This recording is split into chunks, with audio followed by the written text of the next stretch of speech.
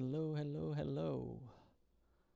So in this video, I'll try to recreate a distortion algorithm by Arturia's DIST Coldfire. This one is specifically the Bit Inverter. I saw this and I thought it looked interesting. It would be fun to try to recreate it on Max MSP. I don't think I'll get it right, but I think I'll have something, something of a distortion and some fun along the way. So if you're interested, please keep watching. So this particular plugin came out recently, and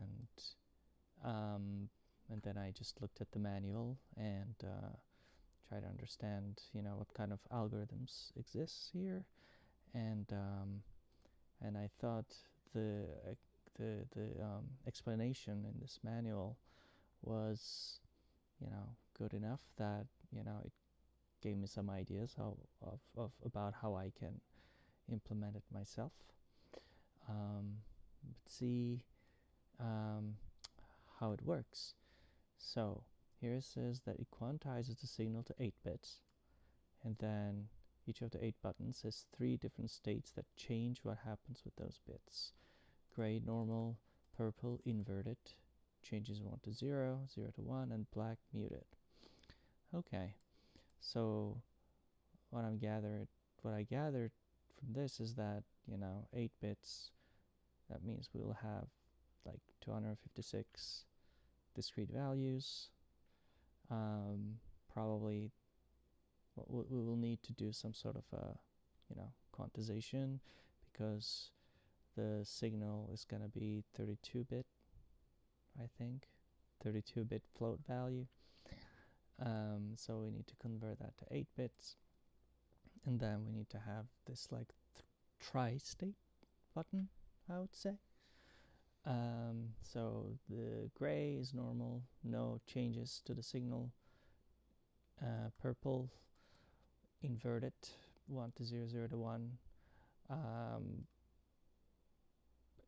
Probably, well, yeah, sounds like XOR, exclusive OR, and black, muted. The bit is silent and set at hard 0. So that sounds like an bitwise AND operation. So let's try to see how this might work. And I guess, just for reference, we can listen to the plugin just to have an idea how it's gonna sound, and then we can compare. So let's create another VSD. Just gonna copy these over. Oops.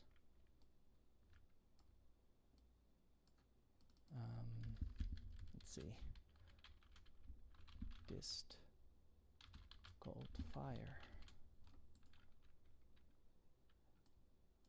Open. Let's see. Yes. All right. This is what the plugin looks like.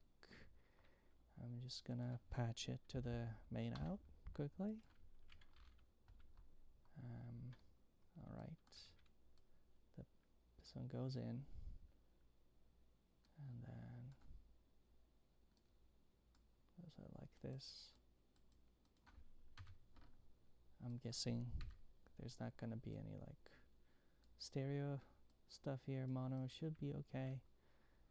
And let's see, I'm gonna lower the gain. It's distortion, it can create a lot of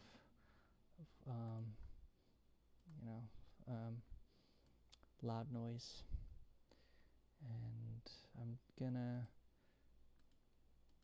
stereo, I guess parallel should work, and parallel with advanced band. Where are these? AB copy, AB settings selected. Okay. All right. I think this is everything. Let's start to get start to hear something. Okay. And then here.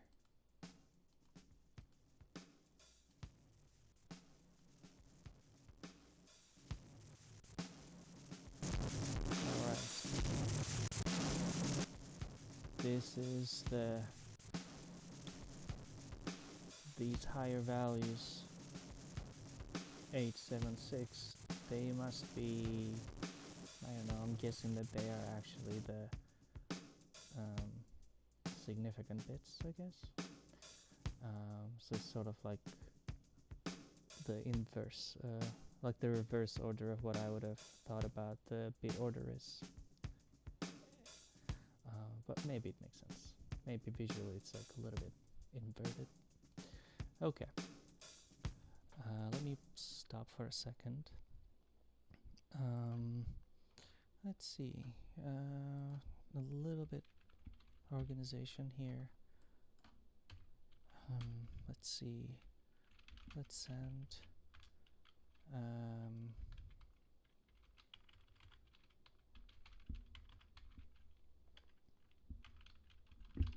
just gonna call this source. Let's send this, and then receive source. Put this here.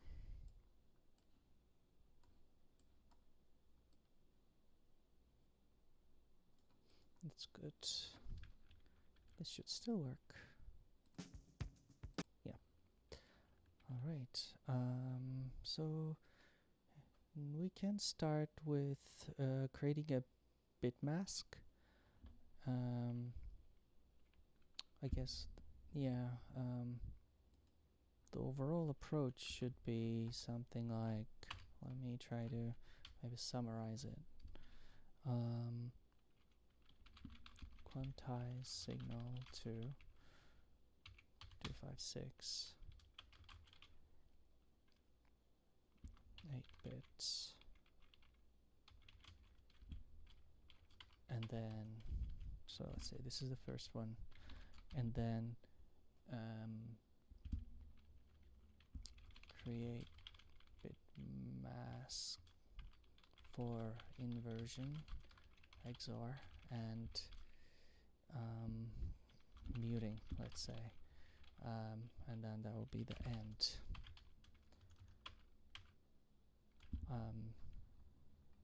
And then we're going to use bitwise XOR and bitwise AND operations, and then I would say scales to 0, 1, 1. The reason I'm saying that scale to 1 is that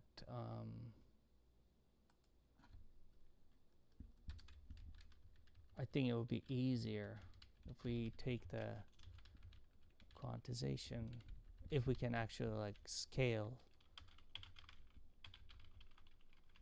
0, 1 to 1 range to 0 to 255, so that we can take these, then we can take the bit values of these numbers and run these bitwise operations. There could be, yeah, I mean, probably there's gonna be all these like dithering quantization noise that I have no idea about. I don't know how to handle for those. But at the end of the day, we're writing a noise plugin anyway, so it should be okay. So let's try to create this bit masks now. So we can create, so we need 8 bits, and we can connect those 8 bits into a single like 8-bit byte by using like OR operation and bit shifting. So if we take the EXPR, could look like 1, 7, because we want to shift by 7 bits, by 7 bits, and then another one, the second one, by 6,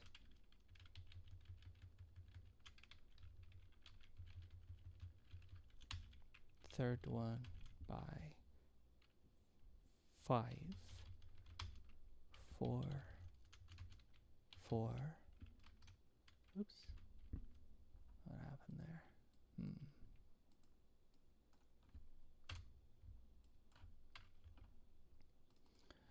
And where are we? All right, 4, 5, 6,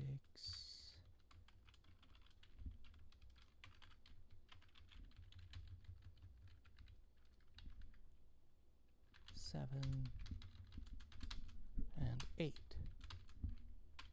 So in this case, 8 shifting by 0, obviously it's a no up, but for the sake of symmetry, I like to keep it.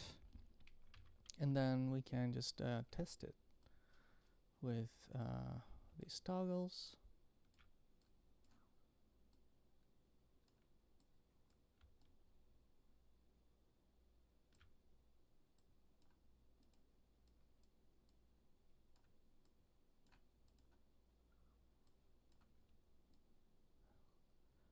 Copy these over. Throw it up. Okay. And then we have an output. So it's also possible to view the integers in binary format. So I'm gonna open the inspector and change the display format to binary here. So okay, so I can see that it's 1 0 0 0 0. Okay, I need to trigger every time any of the toggles are updated, so I'm gonna have this like bang, and I'll just make all these, I'll just connect all these other toggles to this bang. Okay, now I can see that randomly clicking, I can see the values are changing. So alright, so I'm thinking that this can be the bit mask for the AND operation, and then we can have a bit mask for the OR operation, and then we can like apply them on top of each other, and that the UI, we need a tri-state button, right? And the max says this object like live tab. I think this could work. I don't know if there's like another regular button with 3 states. I'm not that familiar. Yeah, I can just change the values for this, and like let's say default,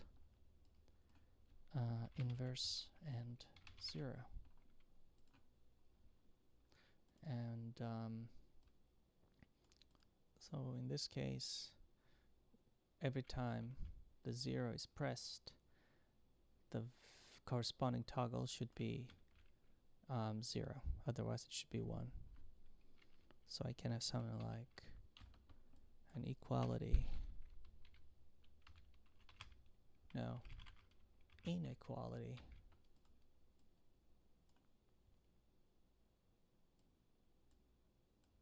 So that every time it's not 0, it should stay open. Yep, like this. Let's have more of these. 4, we need 8. Okay, and then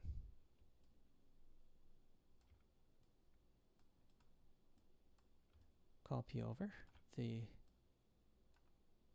other equality objects. Boom, boom, boom, boom. And then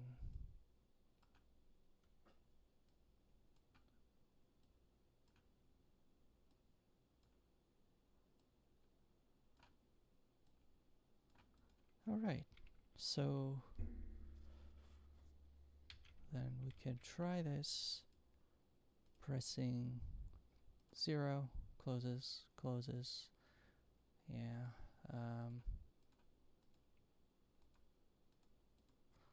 So yeah, when 0 is selected, the toggle is closed. Yeah, this is how the muting bit mask should work. And yeah, this is clearly 100. And then we can have the same thing, but for the bitwise inversion. See, this part is getting a little bit messy, but it should be fine. I can move these a little bit to the side.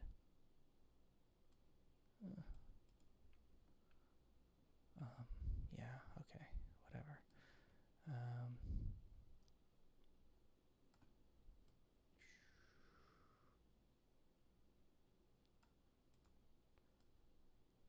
Okay, not too bad.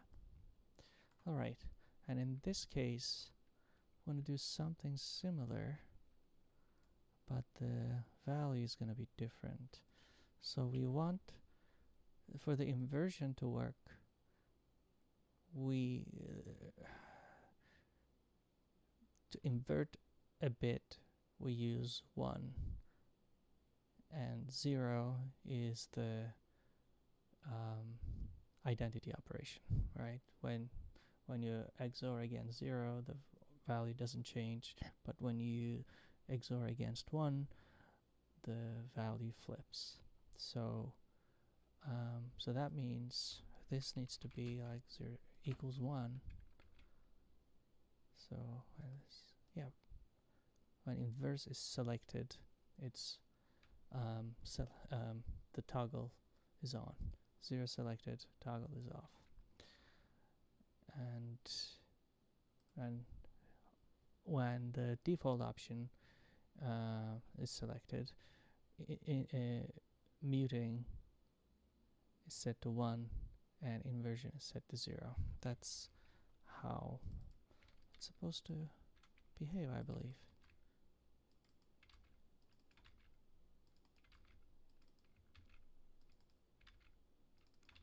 Okay, and then let me connect the rest of these buttons, live tabs.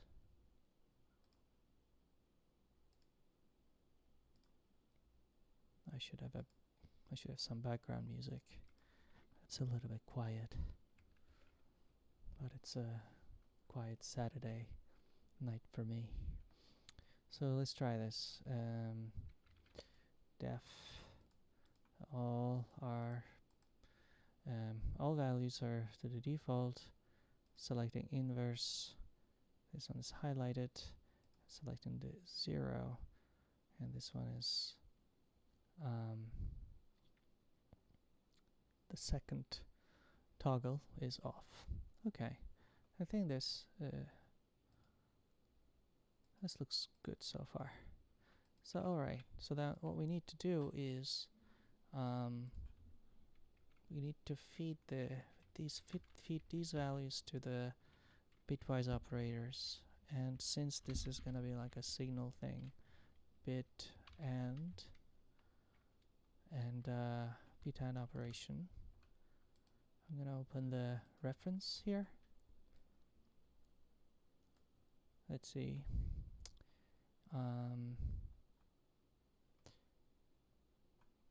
Bit mask. This bit mask is optional.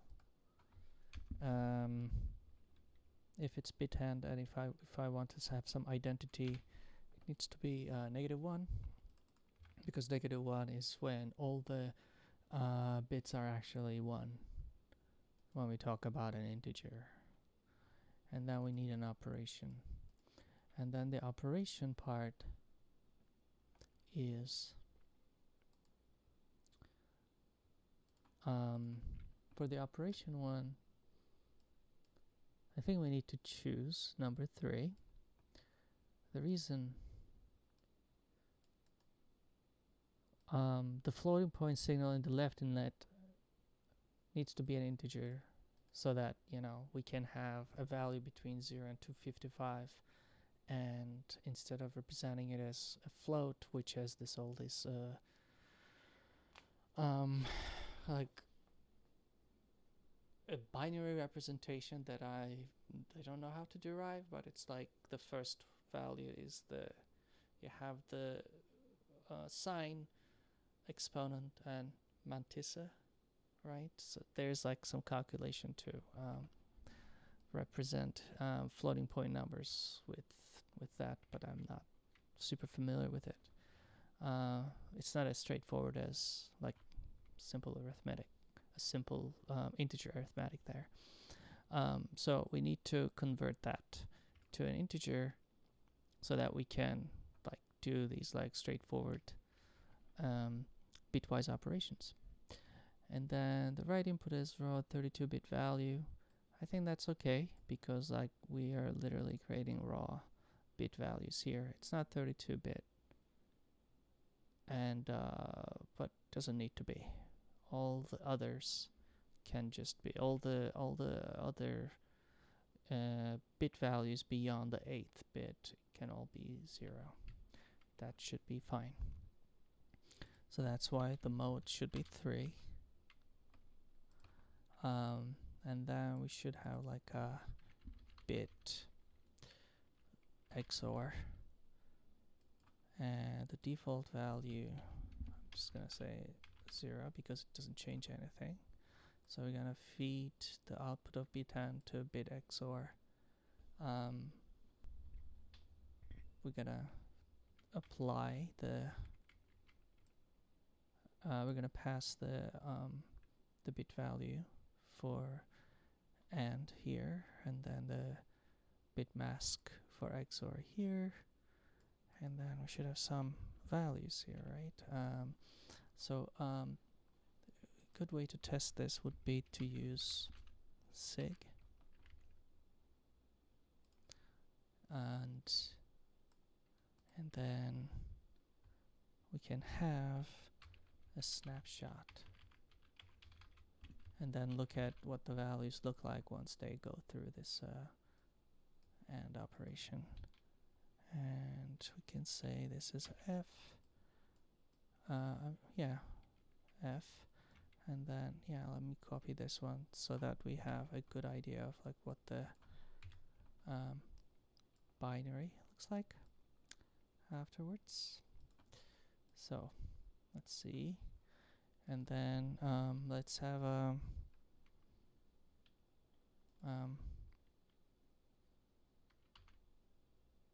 and then we're gonna send some values. I'm just gonna send integers Yeah, I mean, it shouldn't matter because the way we set it up, the input should be converted to an integer, but let's just be sure. Let's send floats and see that the values are still compatible. And also let me copy this so that we can see the value we're passing in. So let's say I want to pass 7, 1, 1, 1. Makes sense.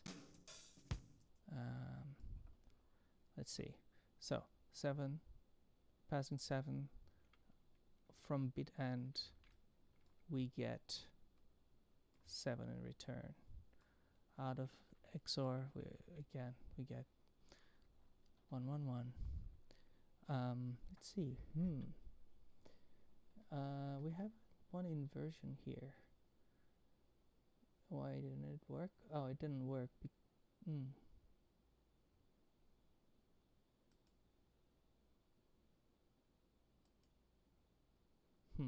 Okay, I guess.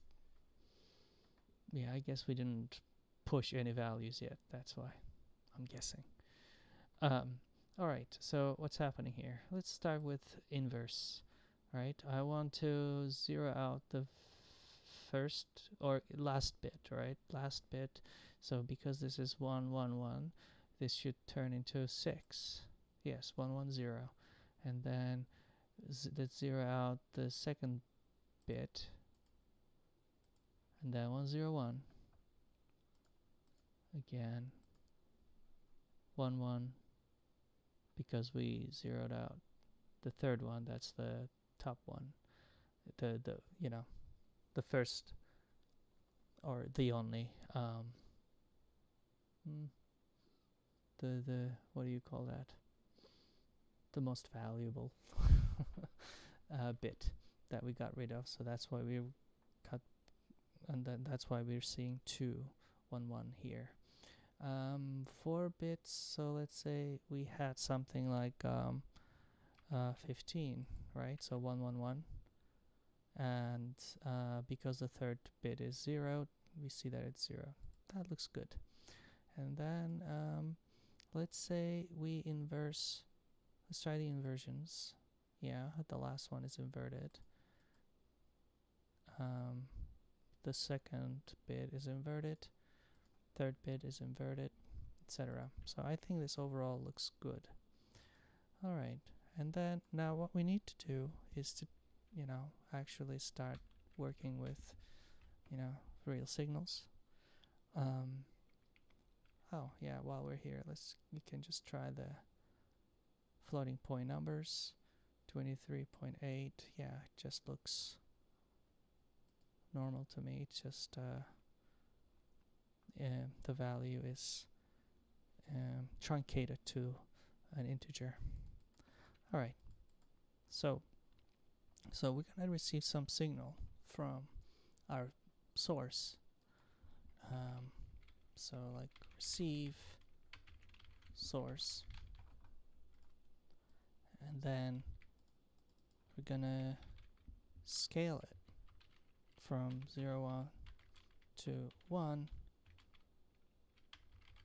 to 0 to 255. And with that scaled, we can send it to the bit end. Yeah, a lot of things are happening.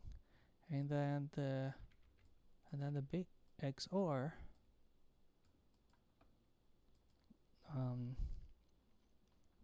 is, let's send it, right? I'm just gonna call it plug out.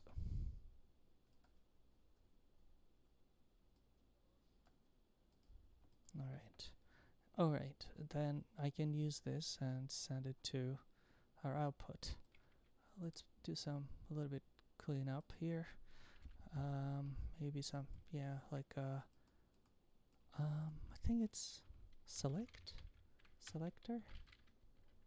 one of several inputs to an outlet. Yeah, I think yeah, if we have a selector of 2, we can pass the VST to the second one, and then receive plugin out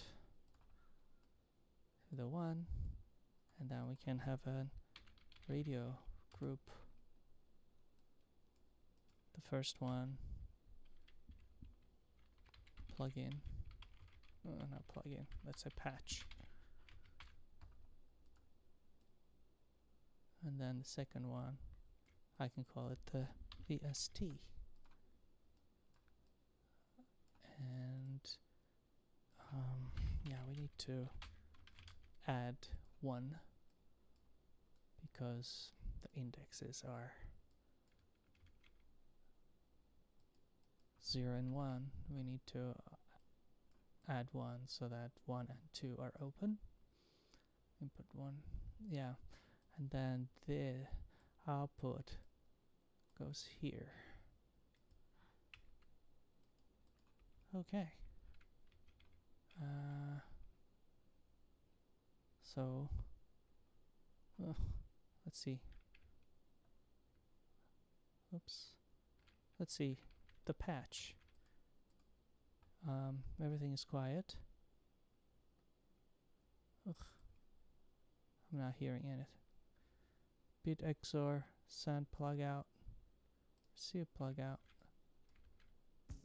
So we need to scale back. I forgot to scale back.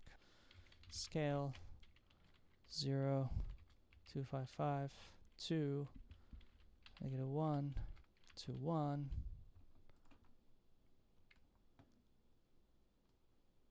Here.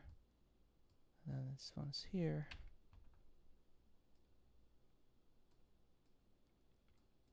Okay. VSD. Let's turn on the sound. So this is the VSD patch. Okay, no distortion. Let's add 0.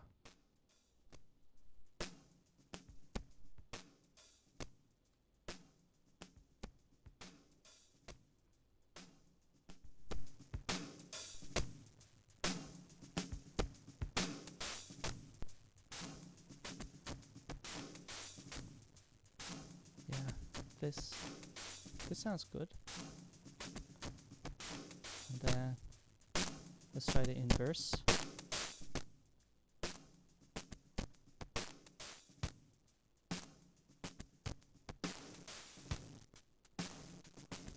Okay. Now this all looks good.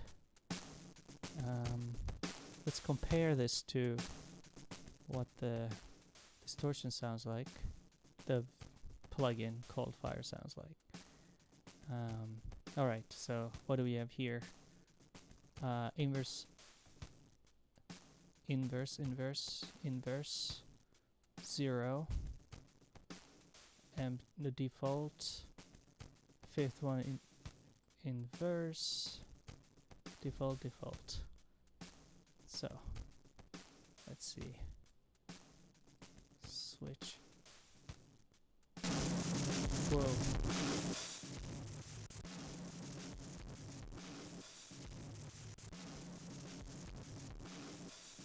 Well, it sounds different.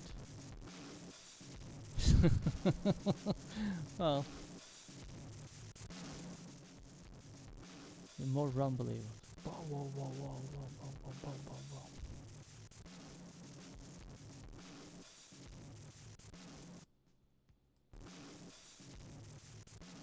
This is maybe copy. All right. Okay. Are we doing anything wrong? Let's turn this down a little bit. So inverse, 0, inverse, def. Okay, well, patch. Let's go back to our patch. Patch is quiet.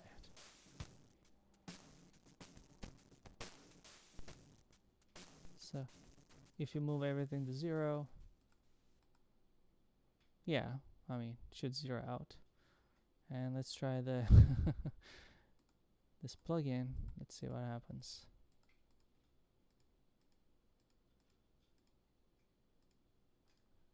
And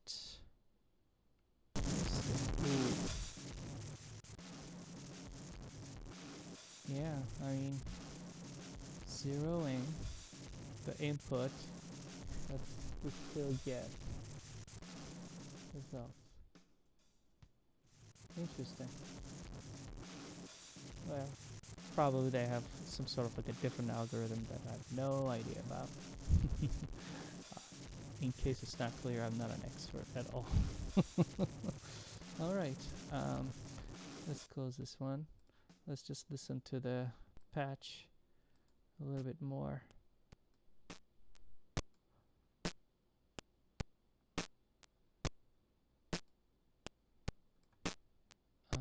Let's see. Oh, okay. We have the signal here, right? Oh, okay. Bugs. Alright. Now it starts. It's a little bit closer, right? Okay, let's try this again. Invert the first one. Okay. And then VST.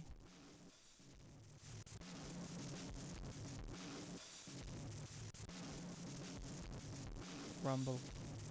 That's what I'm thinking.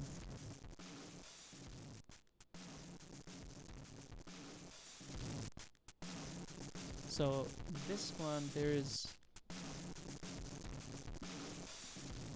it's as if there is some sort of, I don't want to say reverb, but there is some sort of like, the sound doesn't end immediately. Here the sound ends immediately.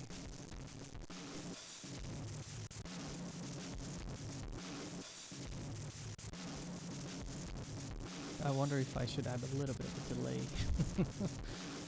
to make it sound more similar. Interesting. Anyway, I think, yeah, sounds. And then 2 inverse. Let's see, let's compare.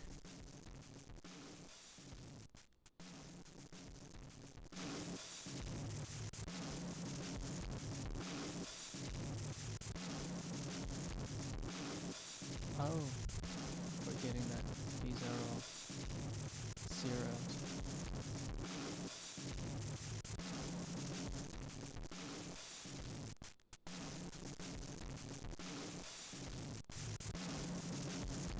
The plugin is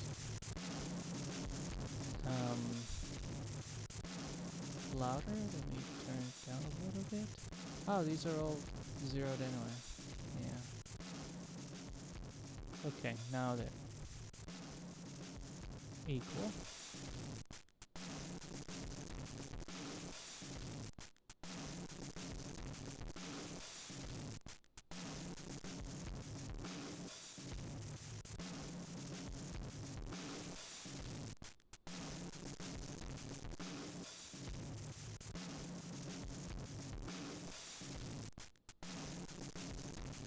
Yeah, the patch is more staccato, and the ST, it's like there's continuation of the sound, maybe delay, I don't know, probably not. Yeah, interesting. Cool, cool. I think that's everything. Yeah, this is fun. Yeah, maybe I'll read the rest of the manual and see what else I can implement. Wow. Yeah, very educational experience, certainly. I learned a lot.